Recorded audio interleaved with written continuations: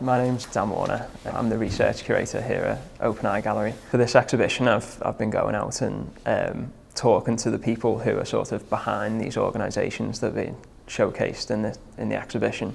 We kind of wanted to give visitors a broader sense of what the organisations are about, how they came about, how they work. But I suppose the important part was we really wanted to get down to this idea of how they can make a positive impact in their communities.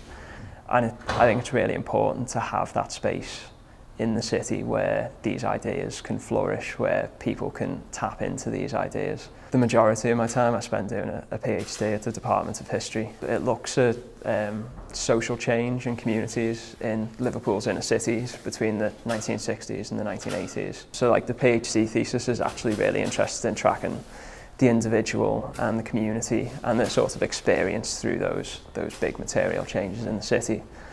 So something like this exhibition at the minute is a really useful exercise from a historian's point of view, because I can see the sources being created for future generations. That's already being set up now.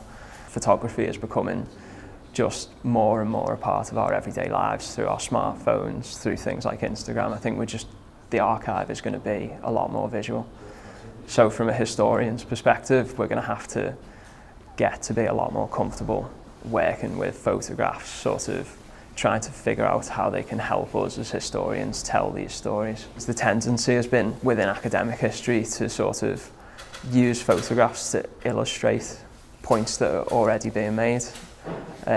Whereas what I've tried to do with a lot of the open eye stuff, what I think a lot of the exhibition's doing right now, is actually the photographs can drive the analysis and the story on their own. They don't need to just be illustrations, they can be the sources themselves.